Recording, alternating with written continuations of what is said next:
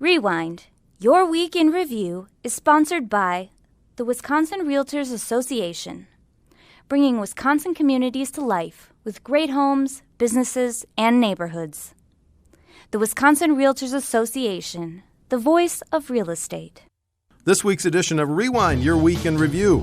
Governor Tony Evers wants $251 million in higher tax collections to go to schools, but Republicans have different ideas. There's no deal yet, but leaders of both parties say help for struggling farmers will soon pass. All the data is against what you're doing. We preview what Assembly members will be arguing about next week: criminal justice reform. Reports of a hostile work environment force out two top Democratic National Convention planners 5 months before the Milwaukee event. All that and WisPolitics stock picks on the February 7 edition of Rewind, Your Week in Review. I'm Steve Walters. And I'm J.R. Ross. J.R., we've got more than 50 years in the Capitol, you and I collectively. So we have seen this movie. January, Fiscal Bureau says, there's $800 million more in excess. I'm sorry, the surplus is $800 million more in tax collections. Yep. $400 million of it has to go to the stabilization fund, right? So that's going to take that total to $1 billion. So in an election year, finish the story. What happens? In a normal election year, something happens. In this election year, I'm not sure. And why I say that is everybody has a plan to spend the money, but nobody has an agreement on how to spend the money. Right. So let's look. Now, let's not forget. So not only is it $451.9 million, that's, again, estimated, projected. Let's be honest, it's not there yet. By July 1 of 2021. To be there. There also is this pot of money in the budget for Foxconn. The tax credits for Foxconn, remember, it's basically a state subsidy of the Foxconn payroll. Yep. It was budgeted to be $212 million in the second year of this biennium. Fiscal Bureau says it actually be more like $50 to $75 million. Yes. Which is an indication of the slow hiring process for Foxconn. That's a whole other story, another episode. So we could be talking more like $550 million to play with. All right? Right. So we already have on the floor packages for homelessness, water bills coming out of the Assembly, adoption bills out of the Assembly. We have all these farm bills the governor talked about, say, the state. All these things are like, I would say nickel and dimes because they're $5 million here, $10 million here, right, the big picture. Well, now we've got real money to play with. Yep. So we have Scott Fitzgerald been talking about a property tax cut since end of last year. Yep. Senate Majority Leader. Assembly Speaker Robin Vos has talked about we want to do a tax cut of some sort. Now, Governor Evers says I want to put money into education, and part of it would be a property tax cut. Okay, and now let's go to what the Governor Evers said yesterday, followed by Senate Majority Leader Fitzgerald. So before we get into some details, let's listen to what the Governor and Mr. Fitzgerald said yesterday. The Republicans in the legislature have indicated that they want to spend some of this surplus on reducing property taxes. And this may come as a surprise to you. I'd like to use some of that to invest in our kids. The proposal I'm announcing today will invest $250 million, which includes increased funding for school-based mental health services and special education aid. I met with the Speaker yesterday, and we are focused still on a package of significant tax cuts and trying to return some of the excess revenue that it looks like we're going to be able to capture in the state back to taxpayers. So, if he's trying to anticipate the next budget, I guess I understand what his argument is, but I don't see the caucuses going in that direction. Let's consider a couple specifics and what the governor would like. And he's called a special session. It's his third. Remember, guns didn't go anywhere. Farm aid, we'll talk about in a minute, and now special session on how to use the surplus. He wants to boost K-12 aids by $130 million, saying this would get them back to the 2/3 that's been a target on again, off again. It's also this property tax cut, right? Because remember, that's true. We have revenue limits on schools. It's a mix of how much you can spend from property tax and state aid. This is the second year of the biennium. When you put state aid into that formula and keep the revenue limit per pupil the same, it drives on property taxes. So that's his tax cut in this package. And yes, saying that it would reduce the need of school districts to go to referendums. Yeah. Referendums, I think, that have totaled $3 billion in the last 5 years. Then he wants $79 million more for special ed, which is a huge issue with him as a former superintendent of public instruction. They pared it back from $600 million to $97 or $98 million in the budget. Yes. Republicans did. Okay. Now, we heard from Senator Fitzgerald, but then he put out this tweet, and let's just look at that a minute. Senate Republicans have been focused since late last year on using our surplus for a tax cut for hardworking families, and the governor knows that, Last sentence, it appears that the teachers' unions are the ones calling all the shots in the East Wing. So how do you think this is going to play out? There will be a tax cut. Oh, I don't know about that. Are you saying the governor may veto a second tax cut? Okay, so what's this cut going to look like? First off, let's start with the Senate Republican caucus. When I've been making calls in the past week or two about that caucus, they're over the map about what they want to do with the money. There are factions who want to do a property tax cut, income tax cut. There's talk about, people in rural Wisconsin want to talk about roads, other issues. Here's the thing about property tax cuts. What the state basically does is, when it wants to do a property tax cut, it drives state aid into these formulas for local governments. Yes. Where it drives down the reliance of local governments on property taxes because state aid is filling the overall spending balloon. And then it says, local governments, thou shalt not raise the property tax. Here's a problem with that, though. Republicans, some of them learned a lesson from 2014. Remember what happened in 2014? Big pot of money, and Scott Walker, Republican, said, we're going to buy down the property tax levy for tech colleges. They took $400 million, I think, in change, put in that formula. That basically drove down property taxes that the tech colleges use to fund their operations. They also redid the withholding tables to put money in paychecks right away. Yep. What the lesson was from that, though, is that voters don't see that property tax cut until after the November election. You don't get credit until then.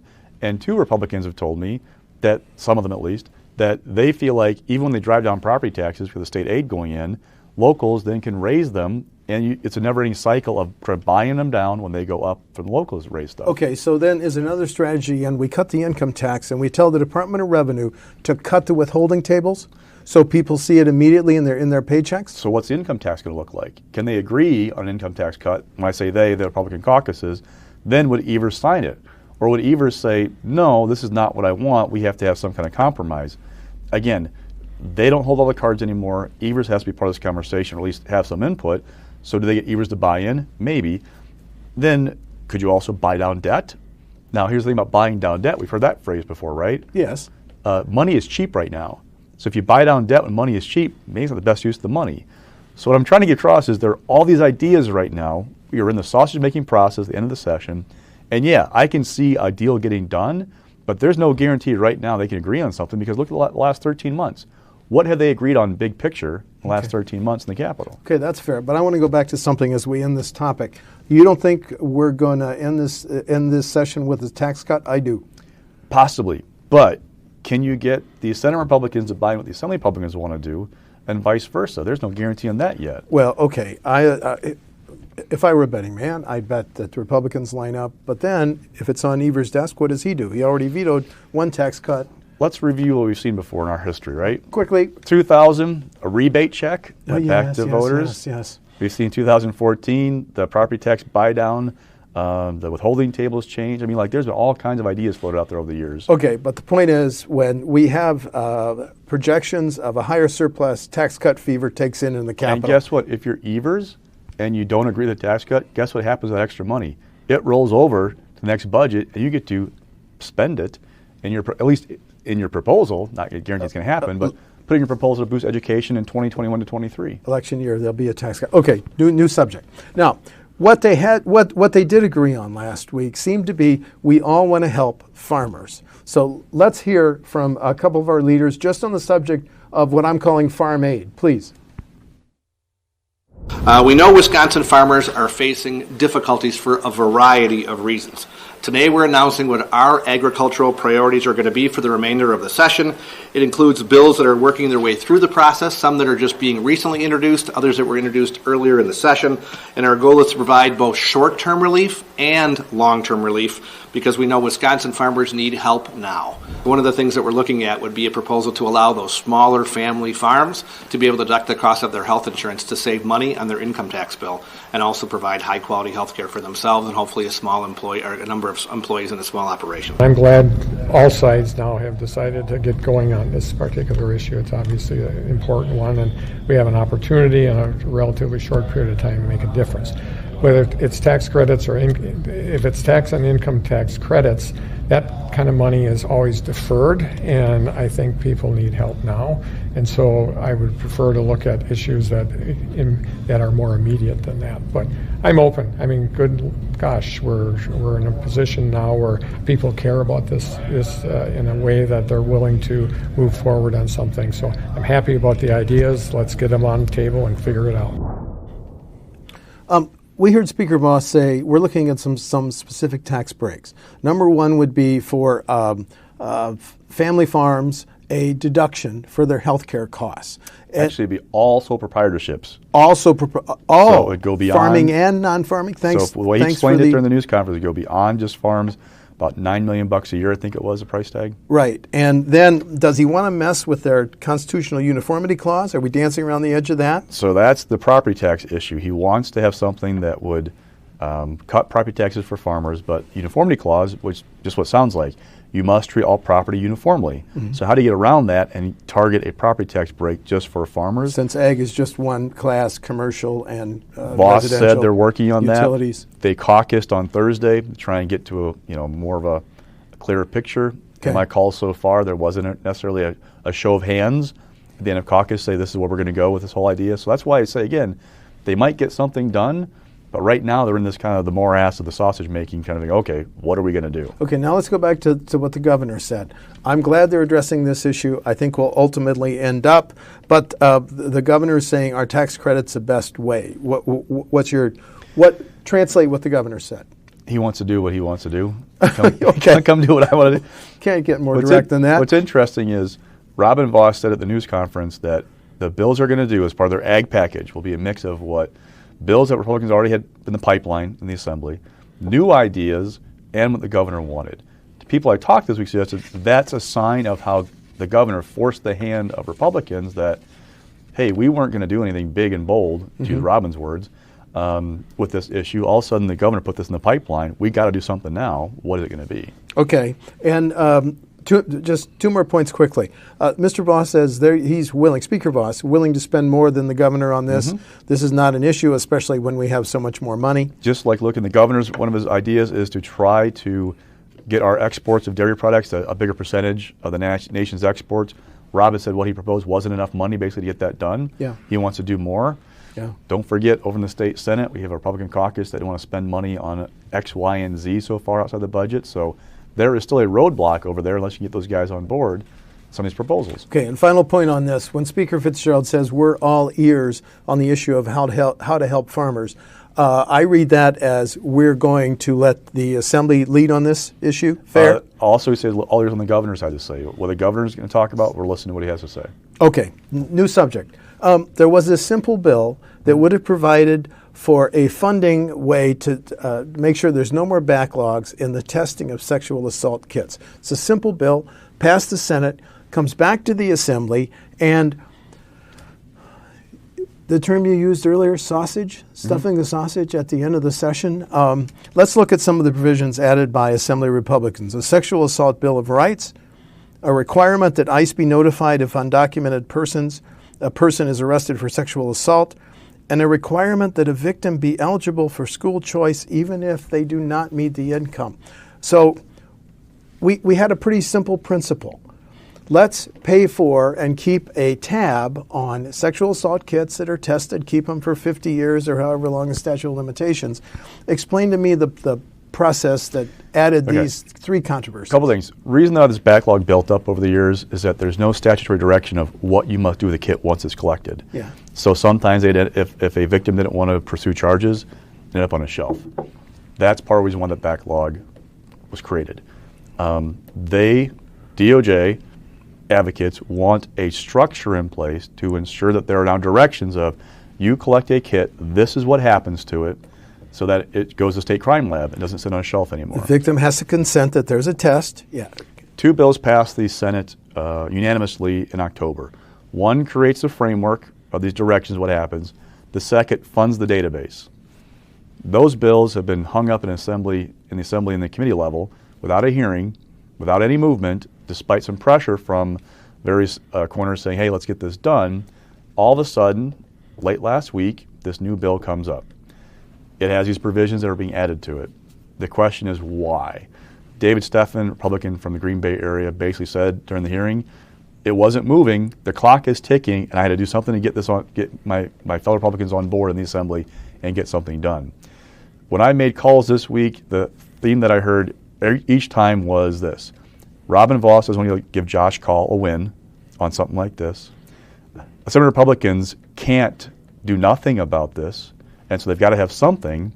And thirdly, you put Democrats in a difficult position, especially in swing seats, of voting against things like reporting people aren't here illegally and charged with sexual assault. Like in a swing district, who wouldn't want to see that happen, right? So it's the three-headed monster of don't give Kaul the win, protect the Assembly Republicans with a vote, and put Dems through a tough one. And there's no appropriation in this latest bill, so the governor cannot line item veto it. Yes. He'd have to take it all or reject it all. And even Senate Republicans who worked on this issue I talked to this week were not happy with what's going on with this bill. They're telling me this may kill the entire effort for this session. Now, during the hearing, Joe Sanfilippo, the Assembly Health Chair, is kind of prodding Kaul, saying, well, why can't you guys keep track of this on your own? It's all you're backsliding on this issue. Yep. And Kaul's argument is we need this legislation to make sure those kits don't end up on a shelf. Which is where we're going to go right now to an exchange between the Attorney General Kaul and Representative Joe Sanfilippo. What you were doing is preventing sexual assault kits from being tested. Now, if you want to have a separate hearing about immigration issues where we take those up or about school choice issues, that is absolutely appropriate, and I think we should have those debates. But that's clearly not what's going on here. As you heard from Representative Steffen, this legislation has the votes to pass, AB 214. It's only being killed for what appears to be a partisan purpose. It sounds to me like we're reverting back to our old ways, that we recognized a problem, took steps to solve the problem was solved. So how did we go from testing 4,100 kits in the prior administration to now we have no idea if we have a backlog or we don't have a backlog or where these kits are? This is legislation that AG Schimmel, as you heard, was also supportive of. This has nothing to do with AG Schimmel and AG Kaul. This is about preventing a backlog. This should not be a partisan process. If we don't get this done, delays in getting kits tested are more likely, and that means that there will be more victims. I agree with you 100%. This should not be a partisan issue, which is why for somebody to object to the bill because they may have a fundamental philosophical view that they don't like school choice or that they don't agree with this country's immigration policies should somehow be a cue for people to march up and say this bill has to be killed just because of those two things. There's no reason to not support this bill because it has exactly what you want, but it goes a little bit farther to provide additional rights and additional protections for the victims of sexual assault. We normally talk about issues as they occur in a week, but I want to set up a major issue on criminal justice reform that's going to be talked about a lot. I mean, it got some attention this week, but it's up in the Assembly next week. First of all, let's put it in context. The Department of Corrections says that we're going to see a 3.2% increase in the number of adult inmates within 3 years. Point one. Point two, when I go on the DOC website, corrections website, it says that taxpayers pay $32,700 annually to house a male inmate, $37,700 for a female inmate. And by the way, let's just talk about adult male inmates. 43% of them are African Americans, according to DOC's website. So comes now Governor Evers and Democrats saying a few things. We want criminal justice reform that safely reduces the adult inmate population, increases reporting and data collection, reinvests the savings in reducing recidivism, and read our lips, no new state prison. But now, which I'm interested in your take, you have Republicans on both sides offering tougher on crime bills that will be debated in the Assembly next Tuesday, require corrections to revoke probation or parole if someone is charged with a crime, mandatory 6-month sentence for third offense shoplifting, mandatory 30 days in jail conviction for vehicle theft, new judicial oversight over felon in possession and car theft cases. Well, I just want to point out that this is really interesting. I just think criminal justice reform, yeah, Even the president mentioned it in his State of the Union speech. So I'm setting up this issue as something that's going to get a lot of attention, a lot of back and forth, a lot of controversy next week, but I've done most of the talking on the issue. Your impressions? A couple of things at play here. One, you have largely suburban Republicans talking about violent crime in Milwaukee. Yes. And things they want to see, which obviously they feel that their constituents don't feel safe going to Milwaukee. They know the governor's going to veto this because in the governor's platforms he ran on for governor was to try to reduce prison population, yes, criminal justice reform. They're going to put Democrats through tough votes on these bills because rural Wisconsin sees Milwaukee and says there's a problem there because they don't feel safe. So this makes sense to me. So why are you, local Democrat, voting against these bills? The governor vetoes it. They put him back through maybe a veto override vote, get him on the record again. Difficult vote in election year. It's a pretty simple formula, if you ask me. So it's the Republicans putting Democrats through some of these tough And votes. don't forget, their constituents do feel like there's a problem and they don't feel safe going to Milwaukee. Okay? But there are a lot of politics at play in what's going on. Well, okay, we know Governor Evers and Democrats from Dane County and Milwaukee County stand with them. What about some of these rural Democrats? That's the question. Are they going to really be put in a bind on this? Possibly, yes. Okay, new subject. Last week, I didn't see this coming. I hope you have more information than I. Two senior Democratic officials planning the Democratic Convention in Milwaukee, the President Liz Gilbert and Chief of Staff Adam Alonzo, were dismissed. And they were replaced by someone you probably know pretty well, Teresa Vilmain, yes. Vilmain. She's a Wisconsin native and convention veteran. She'll manage the day-to-day operations. At issue was claims of a hostile work environment. Before I give you a chance, let's just look at how CEO Joe Salmonese talked about this, moving it forward. Every person deserves to feel safe and respected at their place of work. Claims made by employees of the Milwaukee 2020 Host Committee present an acceptable and upsetting environment. The convention is 5 months away. Mm-hmm. How big of a setback is this? How big of a black eye is this in a week that the Democratic National Committee can't run Iowa, can't force the president out of office? They didn't need this PR right now. So let's separate things. One, the PR piece of this, bad timing. You know, you've got all these things, like you said, Iowa with a count by Iowa State Party, Trump hitting 49% in the Gallup poll. That could be an outlier, but still some momentum possibly. The acquittal, the victory lap, the State of the Union speech, all things that Democrats had to sit through and not be happy about. Now you have the committee hosting your convention, having this kind of a thing pop up, not great timing. Now, with the host committee, remember, the host committee is not the DNC, right? The DNC will run the show about actually nominating a presidential candidate to face Donald Trump. Yeah. The host committee raises the money and gets the volunteers to put on the show. This happening is obviously a setback, is not good for them. The questions are, how's the fundraising going to go from here on out? I talked to Democrats this week, said, hey, the committee feels good about its fundraising so far. The question is not, can the committee host a convention? The question at this point is, how nice a convention will it be? They're in good shape financially.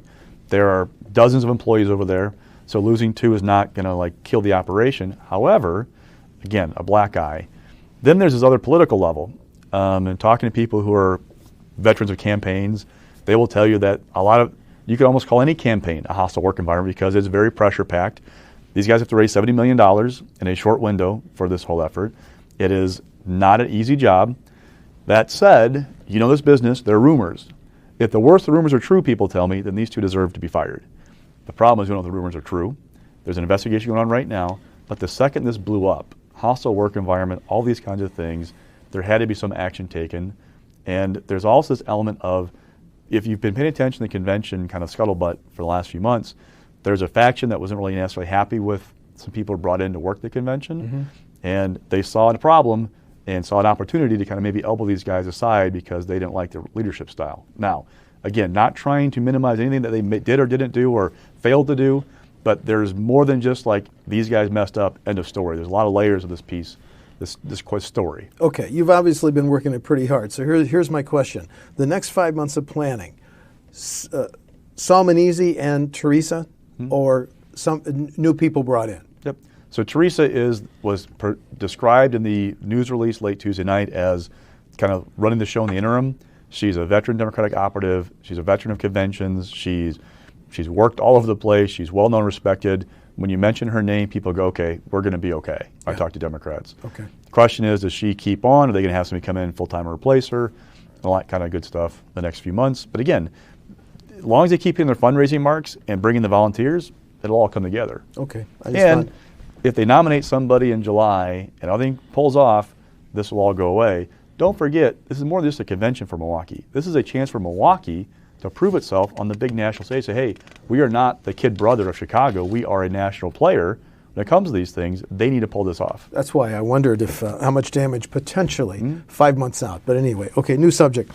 Historic vote in the state in the U.S. Senate, Wisconsin. I just think we should put on the record the reasons that our two senators voted the way they did. Let's start with Republican Senator Ron Johnson. He voted to acquit President Trump, and which means, of course, keep President Trump in office, saying the strength of our republic lies in the fact that more often than not, we settle our political differences at the ballot box, not on the streets or battlefield, and not through impeachment. Impeachment should be reserved for the most serious of offenses, where the risk to our democracy simply cannot wait for the voters' next decision. That was not the case here. Any PS before we read Senator Baldwin's? I mean, the reactions from Baldwin and Johnson were expected. They had sent plenty of signals beforehand that this was going to happen and carried out as we expected it to with them. Okay, but I think it's important, since it was such a historical vote. Let's read what Senator Baldwin said, Democratic senator. I am afraid that the majority is putting this president above the law by not convicting him of these impeachable offenses. But let's be clear, this is not an exoneration of President Trump.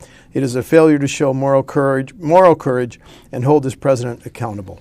Okay, moving on. Hey, 2-minute drill, stock picks. All right, so rising this week, we have Mike Gallagher and Ron Kind. Mike Gallagher, Republican congressman from Green Bay. Ron Kind, Democrat from La Crosse. Gallagher, fundraising champ, fourth quarter for the congressional delegation with $400,000 raised, about $2 million in the bank. Ron Kind, the war chest champ. He raised about $300,000, had $3 million in the bank. Looking at the landscape of congressional races this fall, maybe Kind gets a race. So far, the 4 people announced aren't really showing signs that they're top-tier candidates. They haven't raised any money yet that's significant. They haven't really put it in their campaign operation. Gallagher faces Amanda Stuck, Democratic state representative from Appleton. She's not raising much money. It's symbolic of the map in general, where you have incumbents who have serious financial advantages over their challengers. Maybe Kind gets a race, but at this point, it looks like they're both in pretty good shape. And okay, mixed.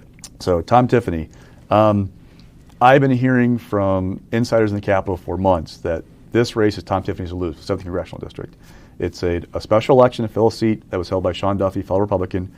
Very Republican seat. Tiffany's been planning to run for this seat for some time now, waiting for the day that Duffy left, thinking he'd be to run for their office, but he resigned. But the confidence has waned a little bit, and here are a couple reasons why. One, Tom Tiffany's raised more money than anybody else so far in this race, with about $720,000. They had a 3-week head start. Jason Church, who faced the GOP primary, his numbers came in this week, $686,000 roughly raised in a shorter window. That's not bad for a first-time candidate. Now, the question going forward, we're seeing outside spending so far, slight edge to Tiffany. Church has a compelling story to tell as a double amputee, retired Army captain, injured in Afghanistan. He's getting some national attention because of that story. Can he deliver in the next 2 weeks? Tiffany has a little more of a ground game here that may give an advantage. So it still feels like it's Tiffany's race to lose, but maybe not as much as it was like a month or two ago. You got 20 seconds for falling. Tom Bazlazowicz, sorry if I'm saying that incorrectly. Look, with Jim Sensenbrenner gone, he's a Democrat running against. Dem running for 5th Congressional District. He lost to Sensenbrenner 30% of the vote 2 years ago. I thought of, okay, once this titan of the congressional delegation goes away, maybe there's a window to really get with this seat. Not so much. He's a 9-to-1 cash disadvantage to Scott Fitzgerald, Senate Majority Leader who's running for the seat as a Republican. Tom is raising more money now than he was 2 years ago, but that money pales in comparison to Fitzgerald, who raised $433,000, which is more than any incumbent in the 3-month period. Okay, a follow-up question. Weren't you tempted to name the Iowa Democratic Party and failing, my friend? I cover Wisconsin politics. I understand, but Governor Evers that's my expertise. But our Governor Evers says he's not a friend of caucuses. No, he wants to see him go with a form of voter suppression. So. Fascinating. Okay, next week, Assembly and long agenda, yes. Criminal justice, et cetera. Do you remember other things that are on there? You had them in your newsletter. Free speech bill that Robin Voss has been pushing for a long time on UW system campuses. Right. Okay. Okay, I'm Steve Walters. I'm J.R. Ross. That's Rewind from February 7.